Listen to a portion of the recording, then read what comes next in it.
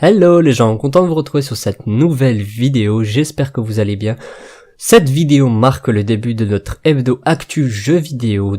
Toutes les semaines, vous aurez le droit à votre vidéo résumant les infos importantes qu'il y a eu lieu dans le monde du jeu vidéo. Donc tous les samedis, aujourd'hui elle sort dimanche parce que un jeu m'a vraiment pris tout mon week-end. Donc j'essaierai la semaine prochaine de respecter le créneau du samedi. Donc tout simplement, avant de commencer la vidéo, on va parler du premier thème, le PlayStation VR. On va vous faire un topo, des infos utiles sur le PlayStation VR, prix, date, etc. pour que vous puissiez découvrir un peu ce que nous réserve Sony pour les prochaines semaines à venir.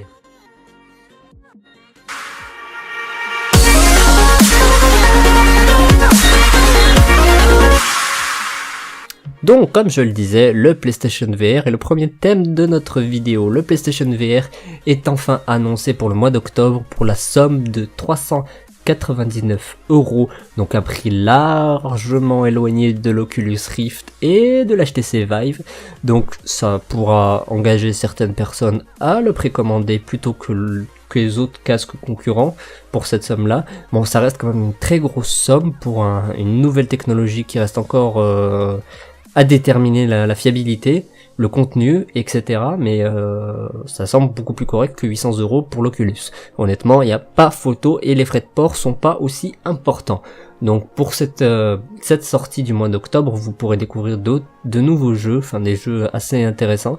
Donc une expérience sous-marine, vous pourrez découvrir des animaux aquatiques en VR. Donc j'ai pas trop compris le principe du jeu sur le trailer, mais bon, ça semble beau, sympathique. Il y a aussi un autre jeu, Lonston East. Bon, c'est deux jeux que je vous cite, mais il y en a d'autres. Vous pourrez voir sur le trailer.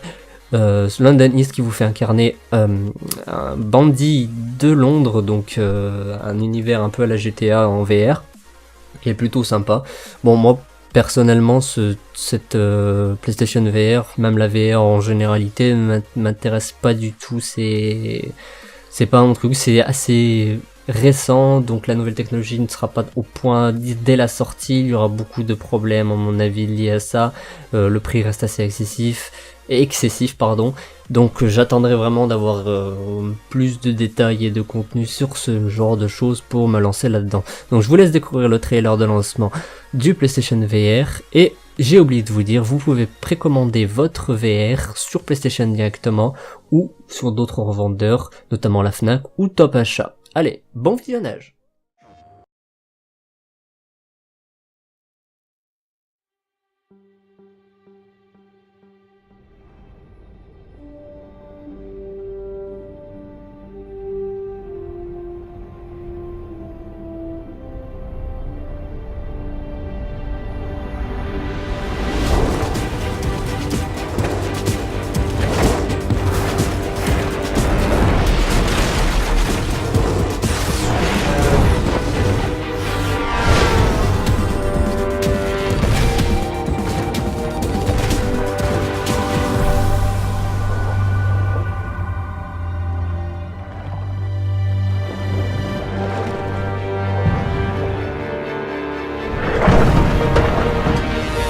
It's a cracking little piece of shit. I don't give a monkey's what Frank thinks about you. I don't trust you.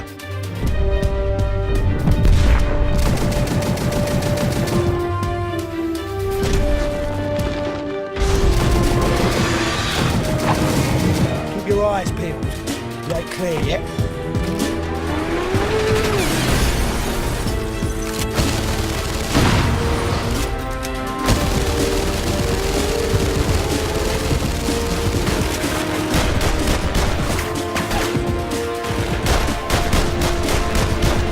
So all you've got to do is walk in, get the diamond, and walk out again.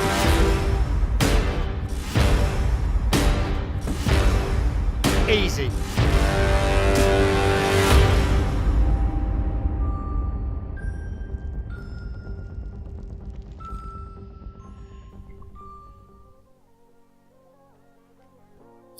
Pour le second thème de notre vidéo, on va parler de cross-platform. Microsoft, cette semaine, a lancé ouvertement une demande à Sony pour savoir si le cross-platform pouvait être possible entre les deux consoles phares des deux firmes, donc la PlayStation et la Xbox One.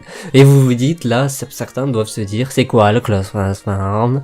Le cross-platform, c'est tout simplement la possibilité de jouer sur deux supports différents au même jeu. Je précise, si je suis joueur PS4 et que je joue par exemple, Paragon, tiens, le jeu du moment, Paragon, je veux jouer avec un ami qui est sur PC, je peux l'inviter dans ma session et jouer soit avec lui, soit contre lui. Donc ce système existe depuis bien des années, il était déjà disponible sur PlayStation 2, il a été disponible et est toujours disponible d'ailleurs sur PlayStation 3 avant de revenir sur PlayStation 4. Donc maintenant, c'est quelque chose d'inédit. On n'a jamais eu la possibilité de rencontrer des joueurs Xbox et des joueurs PS4 sur le même jeu et la même session. Donc j'espère que ce système pourra être développé, ça apportera des ouvertures plus importantes, peut-être un partenariat entre Sony et Microsoft qui pourra nous apporter beaucoup de choses. À voir dans les semaines qui vont venir, ils ne manqueront pas de nous donner des infos juteuses sur le développement et l'actu de ce système. D'ici là, on reste en stand-by pour plus d'infos à vous transmettre. Donc la troisième info de la semaine, c'est l'ouverture de l'accès anticipé pour le fameux MOBA d'Epic Games Paragon, donc je parlais en début de vidéo, le truc qui m'a pompé tout mon week-end. Donc ce MOBA est accessible pour les détenteurs de l'accès alpha, donc qui ont participé à l'alpha du jeu, et pour ceux qui ont acheté le pack fondateur soit sur PlayStation, soit sur Epic Games. À noter qu'il y a une petite astuce, si vous le prenez sur Epic Games, vous avez la version PC et PS4 offerte dans le même pack. Donc ce qui est plutôt intéressant, au lieu de payer 40 € pour avoir les deux supports. Donc ce MOBA, vraiment très beau à voir, hyper bien jouable sur console, graphiquement nickel, quelques bugs pour un accès anticipé, c'est vraiment pas grand chose. Ce jeu est vraiment assez intéressant et vraiment prometteur. Je vais vous laisser découvrir le trailer de lancement de l'accès anticipé. Pour ma part, j'ai pas grand chose à dire là-dessus, mis à part que lundi je vous ferai une vidéo beaucoup plus complète sur le MOBA, son avenir, les dates importantes à retenir. Donc cet accès anticipé durera jusqu'à l'été 2016, à savoir c'est l'info la plus importante que j'ai à vous transmettre pour l'instant.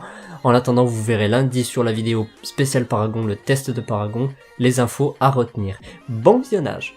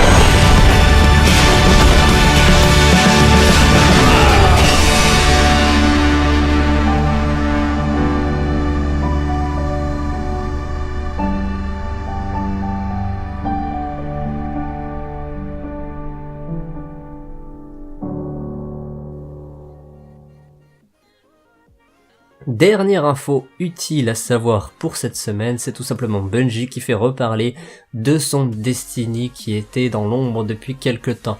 Donc Bungie prévoit pour le mois d'avril une update gratuite gratuite. Oui, on avait l'habitude de se faire taxer à chaque fois qu'il y avait un contenu.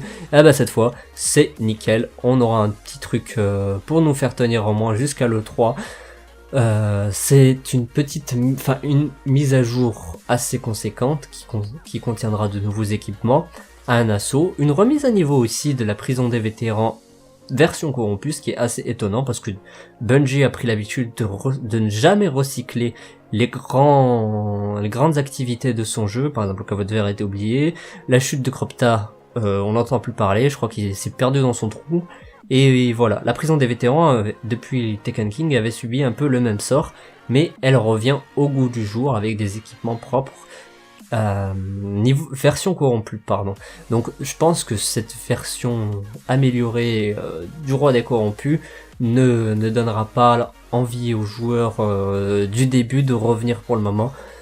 Dans mon cas, j'attendrai l'E3 pour savoir ce que Bungie réserve aux joueurs et à ses fans.